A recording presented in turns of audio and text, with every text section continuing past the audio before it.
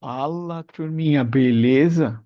Vamos então corrigir aqui a prova mensal do primeiro bimestre de 2026, da terceira série do ensino médio. Prova aqui do terceiro ano A, beleza? Uma prova de vários conteúdos.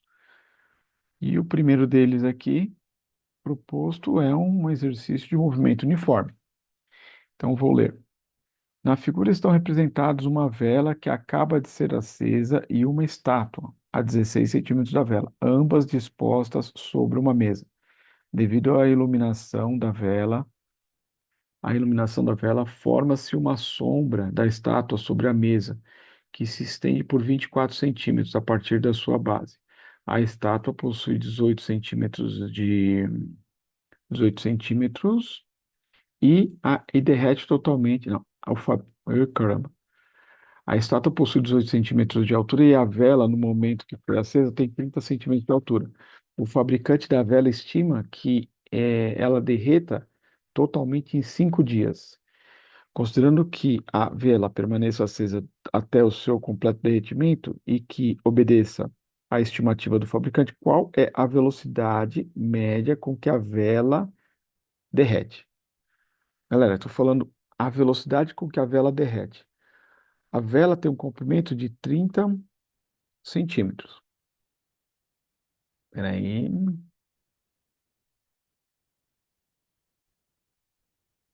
Então, a vela possui um comprimento de 30 centímetros. E ela derrete completamente em 5 dias. Qual é a velocidade de derretimento?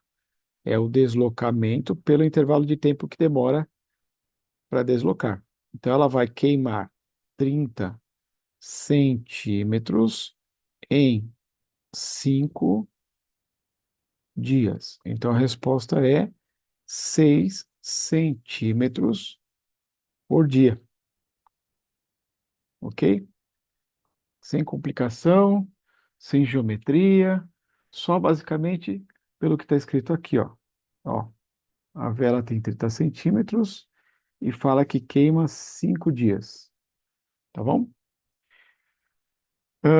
Exercício 2, valendo 2 pontos. Esse aqui estava valendo 1 ponto, resposta seca e direta. Exercício de 2 pontos.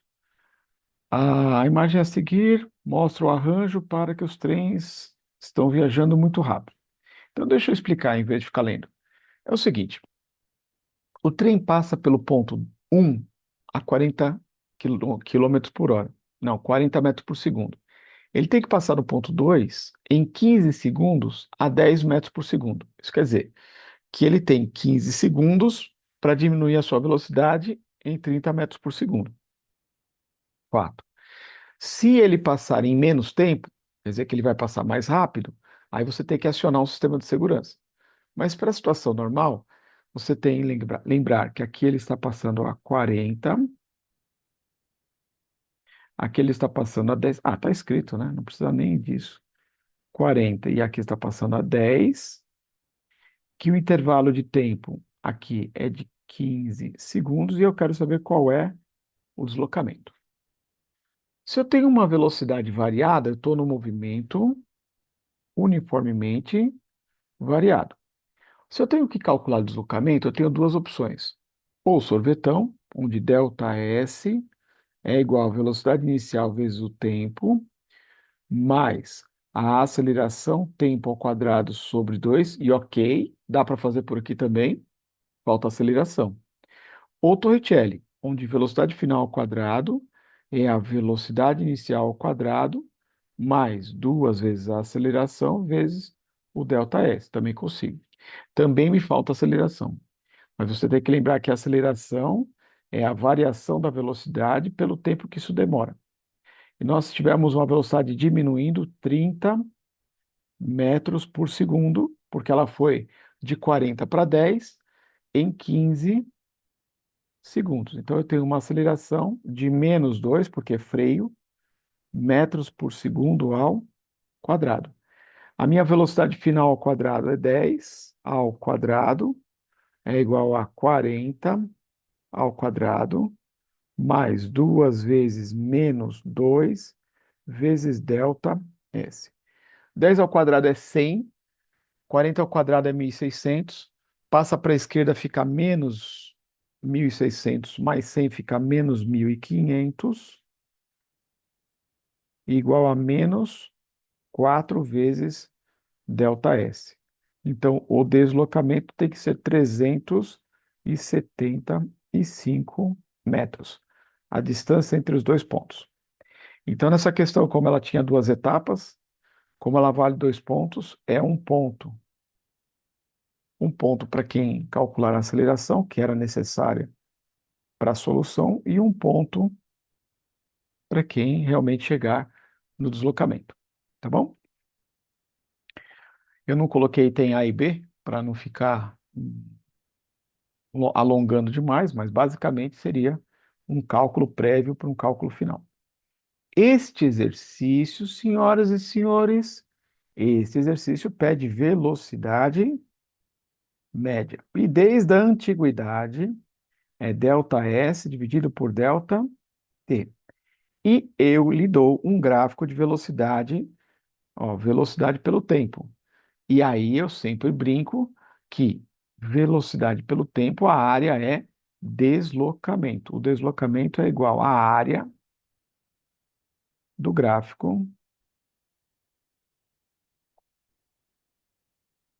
velocidade versus tempo. Que área? Eu tenho a área deste retângulo, eu vou chamar de área número um, e eu tenho a área deste outro retângulo, que eu vou chamar de área número 2. Se eu somar as duas, eu vou ter o deslocamento. Área um mais área 2. A área um tem base de 2 e altura de 10.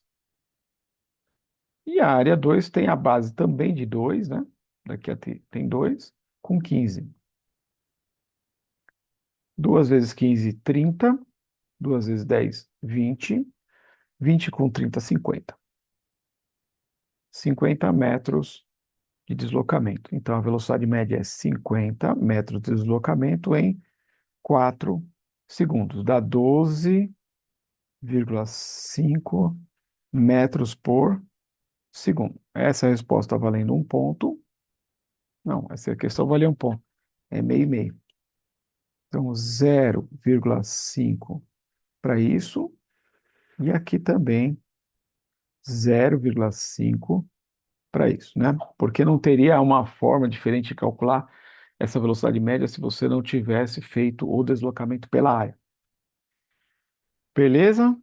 Muito bem. Então, o exercício 4 ele fala que tem um peso de 100 newtons pendurado no meio da corda que vai do ponto A até o ponto B, sendo que a corda tem 5 metros no todo. Então, você tem 2,5 metros para a esquerda, 2,5 metros para a direita.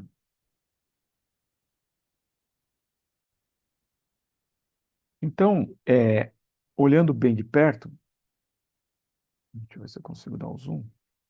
Aqui você vai ter, por exemplo, 2,5 metros e 2,5 metros também.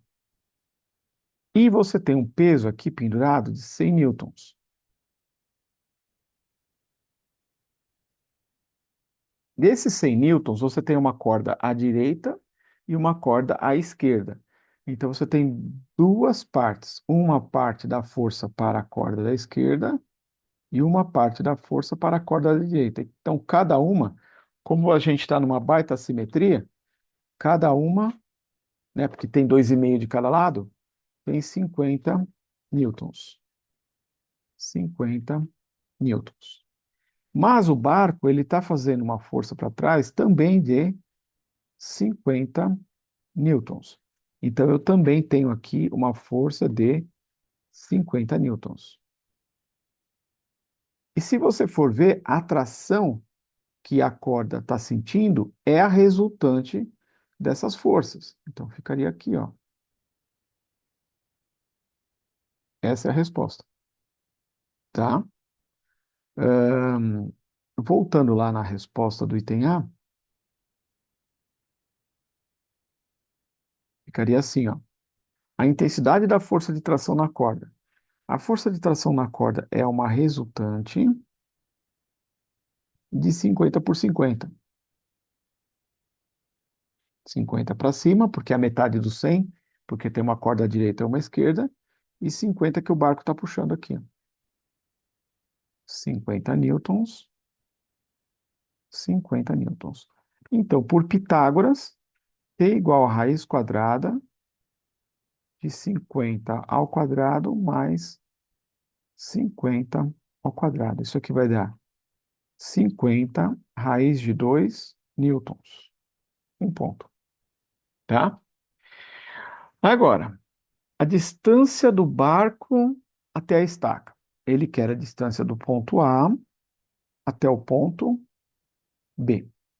Essa distância D, tem que lembrar que a gente formou aqui, né, essa situação em que eu tenho aqui uma força de 50 por 50, fechando aqui um triângulo.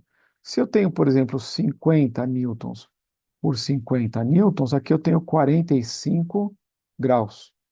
Então, a distância são duas partes, ó. Tem uma parte à esquerda, uma parte à direita, então são duas partes vezes a hipotenusa que é o 2,5, vezes o cosseno de 45.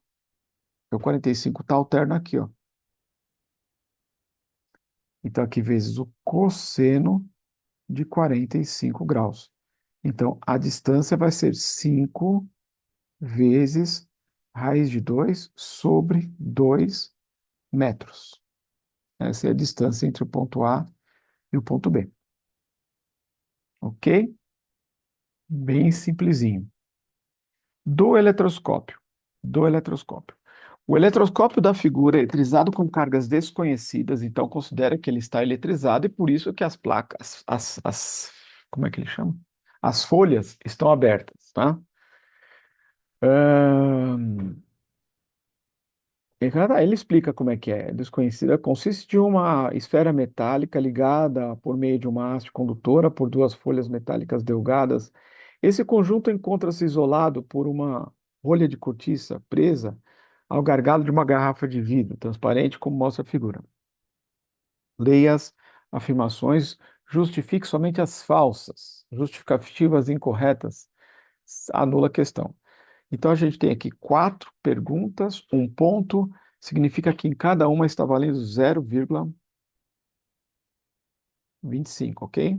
Cada uma vale 0,25. As folhas movem-se quando um corpo neutro é aproximado da esfera sem tocá-la? Sim. Por que que elas se movem? Porque um corpo neutro, ele tem a mesma quantidade de prótons e elétrons, então ele possui cargas. Se ele está eletrizado, ele vai atrair mais cargas para a esfera e, portanto, as folhas vão se fechar. Então, tá verdade. Então, as folhas se movem? Movem, só não falou que se fecham, mas se movem. Ok. O vidro que envolve as folhas delgadas funciona com a blindagem eletrostática? Não. Não por quê? Porque o vidro não é condutor.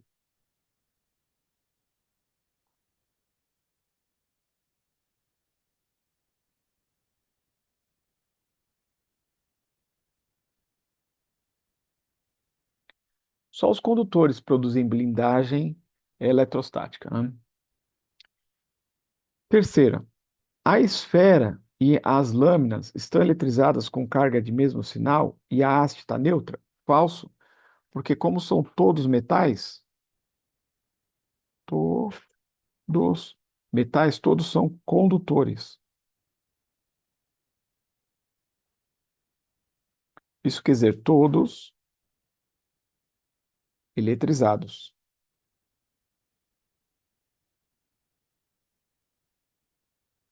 né? Mais ou menos, com muita ou pouca carga, mas todo mundo está eletrizado. E a última, as folhas abrem-se ainda mais quando um objeto de mesma carga do eletroscópio aproxima-se da esfera sem tocá-la? Verdadeiro. Por que que abre? Porque se a carga tem o mesmo sinal, tem repulsão. E quando tiver repulsão na esfera, joga mais carga do mesmo sinal para as placas, não, como é que chama? Para as folhas. E aí elas abrem mais. Então fica assim. Exercício 6. Aqui, pessoal, ele fala de uma história que na altitude de 9.000 metros a temperatura de ebulição é 70. E ele quer essa resposta em Fahrenheit.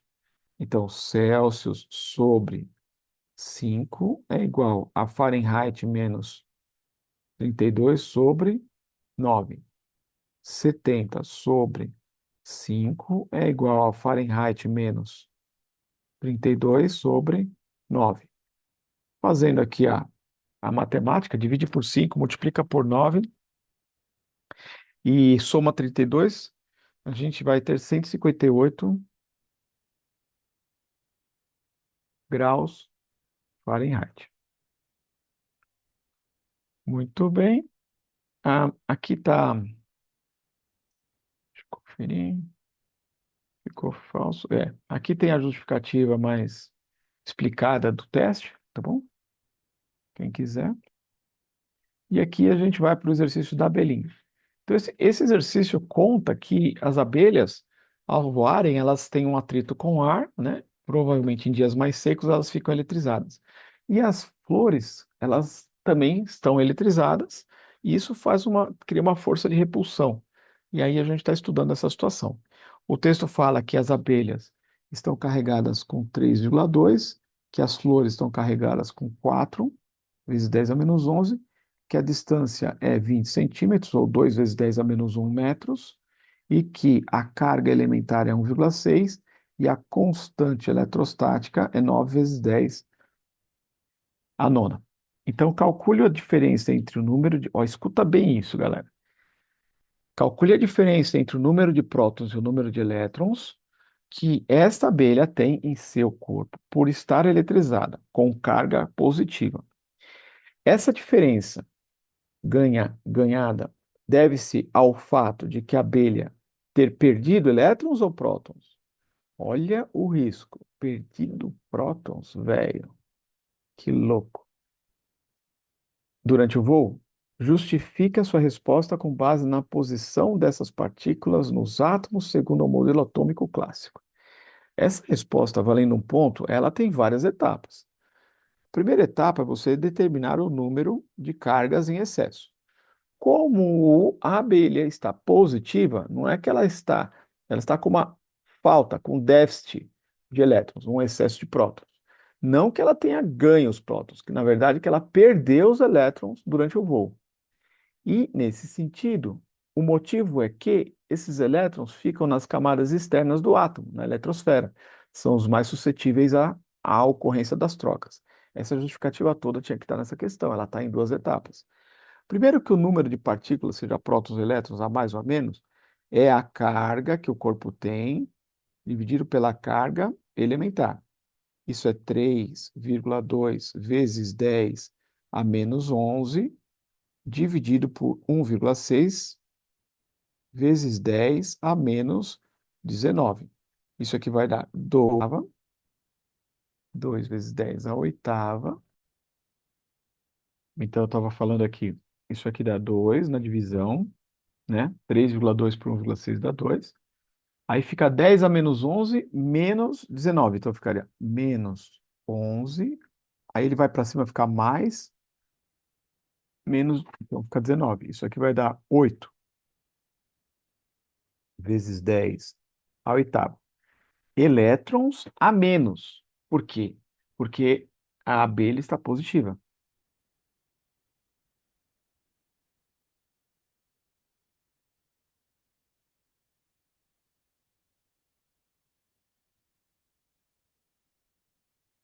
Até que eu colocar aqui elétrons a menos que prótons.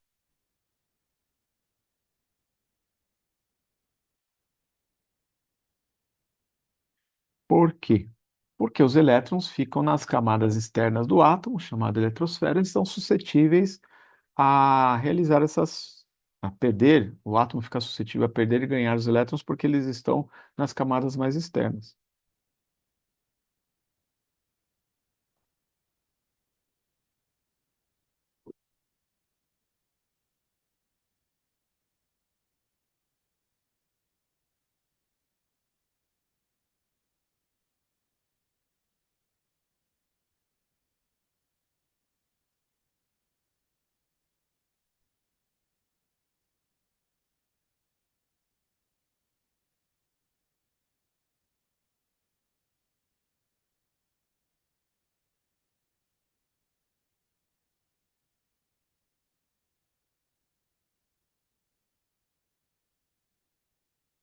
Eu coloquei assim, os átomos perdem ou ganham elétrons por estarem nas camadas externas do átomo, modelo planetário.